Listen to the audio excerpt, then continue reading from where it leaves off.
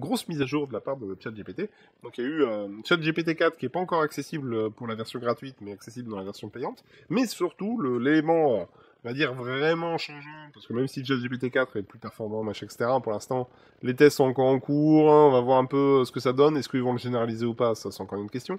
Mais effectivement, OpenAI a ouvert du coup une nouvelle brique assez importante pour ChatGPT, c'est la possibilité du coup de installer des plugins, de pouvoir du coup rajouter des modules tiers dans les possibilités de réponse de ChatGPT. Donc là, effectivement, on va atteindre un petit cran au-dessus, c'est-à-dire des données fournies par des entités tiers qui vont compléter du coup les réponses, on va dire, dans le pré-traitement de ChatGPT. Donc ça veut dire qu'on pourrait avoir des informations beaucoup plus récentes et surtout validées par des API fournisseurs de données.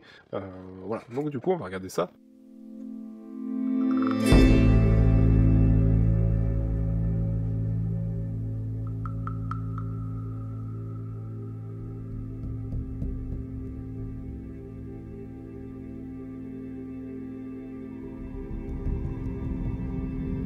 Article de Silicon, encore une fois, OpenAI amorce le décloisonnement de ChatGPT, donc via des plugins, ce qui fait que effectivement ça va permettre d'ouvrir pas mal de possibilités, que ça soit fonctionnelle et financière du coup aussi.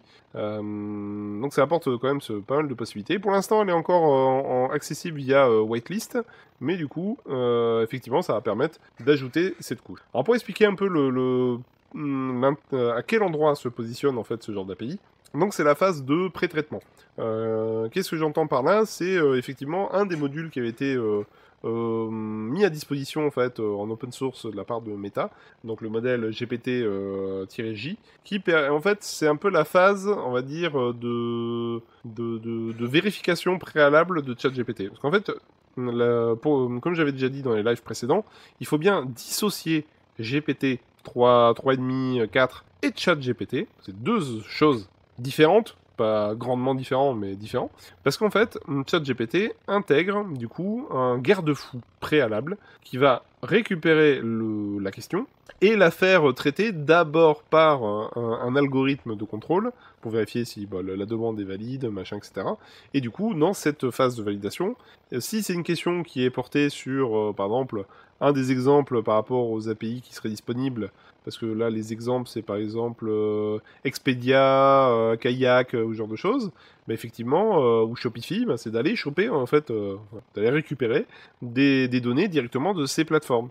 Donc, les données seraient validées d'entrée de match par ces plateformes sans passer par GPT 3.5, 4. C'est-à-dire qu'en fait, du coup, c'est juste de l'appel d'API, bête et méchante, entre guillemets, mais qui permettrait du coup d'avoir une réponse fiable, fournis par les organismes qui certifient que leurs données sont valides. Et du coup, si c'est une question qui est plutôt de création pure de réponse, effectivement, là, c'est GPT-4 ou GPT-3.5 pour l'instant sur la version gratuite qui répondent à la place. Et donc là, effectivement, ça permettrait d'aller encore plus loin dans la complétion des données. Même chose, du coup, ça rejoint des actualités que j'avais déjà traitées précédemment. Il pourrait y avoir, en fait, un plugin dédié à la justice, pour en fait récupérer les textes de loi, faire des citations de textes de loi, ou ce genre de choses.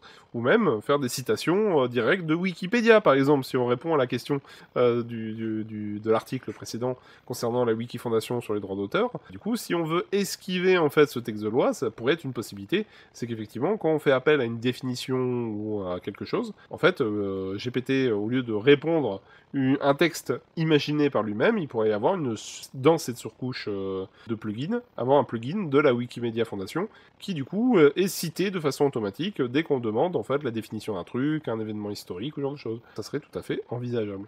Donc clairement c'est une vraie une évolution du chat de ChatGPT d'OpenAI et surtout du coup une ouverture vers des sources de données beaucoup plus diverses et dans des domaines sur lesquels on peut quand même garantir que c'est plutôt des données fiables entre Shopify, machin, etc. On pourrait avoir aussi éventuellement un jour des sources données de type Amazon, etc. pour acheter du matériel. Donc en fait, voilà, il y a plein de possibilités qui s'ouvrent, avec le risque que ça représente, parce que du coup on est sur des accords d'API, etc. dans lesquels, effectivement, le premier arrivé est le premier servi, donc ça veut dire que, bon, Si par exemple il y a une API, comme je disais, d'Amazon, bah, ça veut dire que ça rentre directement, c'est-à-dire que ChatGPT pourrait répondre directement aux gens, bah achète ça, voire même potentiellement passer la commande à la place des gens, comme le faisait pas la Google, mais c'était Alexa, du coup, qui pouvait passer des commandes éventuellement via le compte. Bah c'est clairement la question, elle est là. Effectivement, c'est que du coup, les solutions qui sont directement intégrées dans ChatGPT seront utilisées par les utilisateurs directement, de façon automatisée, donc ce qui fait que ça exclut d'office la moindre concurrence dans ces différents domaines. Donc bon, il y a un risque aussi de dérive via cet outil-là. Mais en tout cas, ce qui est sûr, c'est que ça va ouvrir beaucoup de possibilités intéressantes. Clairement, il va falloir surveiller de relativement près cette problématique-là. Pour l'instant, en fait, il faut bien comprendre que c'est pas directement intégré dans le chat GPT, ça sera des plugins activables ou pas par l'utilisateur. Pour l'instant, c'est optionnel, mais effectivement, on peut s'attendre que à terme, certains plugins soient obligatoires pour, par exemple, s'il y a un accord commercial qui est signé entre OpenAI et un organisme fournisseur de données. Ça reste quand même une situation qui peut être envisagée pour financer du coup les développements rattachés à OpenAI. Donc clairement, on sent bien qu'il y a, techniquement c'est super intéressant, mais clairement il peut y avoir une petite dérive additionnelle qui s'ajoute dans le cadre de ce système d'API. Bref, en tout cas, clairement les fournisseurs de données tiers tels que, bah, du coup, comme listé, Expedia, FiscalNote, Instacart, Kayak, Klarna, il y a des trucs que je connais pas. Hein. Milo, OpenTable, Shopify je connais, Slake, Speak, Wolframe et Zapier. Il y a quelques solutions que je ne connais pas là-dedans, mais... mais en tout cas, clairement, ça va, pour eux, c'est vrai que c'est tout bénef, parce que du coup, il y a la possibilité de faire des chats directement, on va dire, très intelligents, parce que basés sur les réponses fournies directement par eux, donc c'est clairement une idée, il y a un vrai intérêt en fait du coup de ce genre de sources de données pour ChatGPT et du coup leur service. Mais après, quid de la concurrence qui serait du coup une concurrence quasiment déloyale, parce que effectivement si ChatGPT se généralise trop, entre guillemets, bah, effectivement, soit tu es compatible avec ChatGPT et ça va aller, et soit tu l'es pas, et à partir de là, tu vas disparaître des réseaux. Quoi. Donc bon, c'est clairement...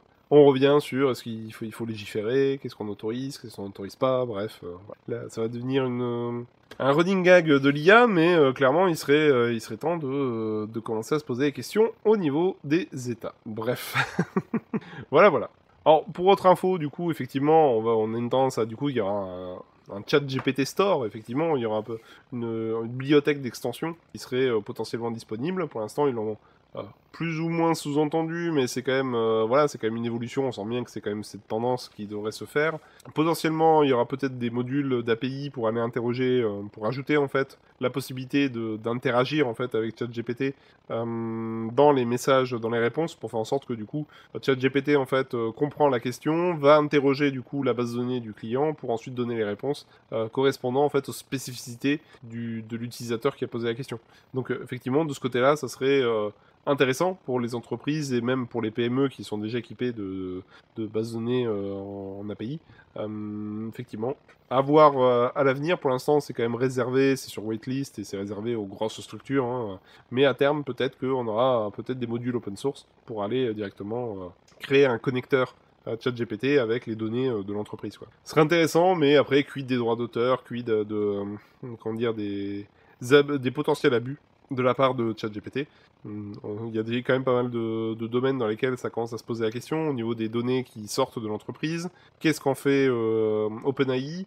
Les risques de fuite de données, parce que si les mecs ils copient-collent du code pour le faire vérifier par ChatGPT, bah ouais, mais si dedans il y a des codes d'accès, des clés d'API, ce genre de choses, bah, ça devient vachement dangereux. Donc clairement là, il y a pas de milieu de la cybersécurité qui commence à dire les gars, faites gaffe quoi quand vous faites des copier-coller dans le chat GPT quoi. Donc clairement là il commence à avoir des voix qui se positionnent pour expliquer que voilà, faites attention, les bonnes pratiques, c'est comme quand on posait des questions sur un forum, bah faut anonymiser, il faut changer les codes, il faut changer les noms de variables limite pour être sûr que globalement on puisse pas exploiter une faille qui aurait été dévoilée par un copier-coller malencontreux. Donc voilà, Il y a des pratiques qui étaient petit à petit est devenu un réflexe quand même pour tout ce qui est forum, etc. Mais en fait, finalement, quand on est dans un chat un peu fermé, etc., on se dit que finalement, c'est pas grave. Si, ça peut être grave. Parce que du coup, il y a des risques de fuite de données, comme il y a eu, là, il y a pas longtemps. J'ai pas retrouvé, je crois que j'ai vu passer l'article, mais il n'y avait pas grand chose à dire. Mais effectivement, il y a quand même eu un bug côté OpenAI. Et effectivement, certaines personnes ont pu accéder en fait, à des historiques de conversation de d'autres personnes. Et là, par contre, effectivement, d'un point de vue vie privée, données personnelles, etc., là, tout de suite, on rentre dans quelque chose qui devient vachement problématique. Mais bon, après, ça reste un bug, hein, voilà, ils ont corrigé ça assez rapidement. Mais, en tout cas, ce qui est sûr, c'est qu'il ne faut pas balancer du contenu comme ça. Bref, voilà. Ce qui est sûr, c'est que, en tout cas, OpenAI évolue rapidement, hein, parce que effectivement là en quelques temps là ça passe très vite. Après forcément là avec la claque que tout le monde s'est pris avec ChatGPT, effectivement là le milieu de l'IA croule sous le pognon. Donc en espérant que ça se passe trop bulle spéculative autour de l'IA et que ça s'écroule pas après. Mais bon ça encore c'est un autre sujet.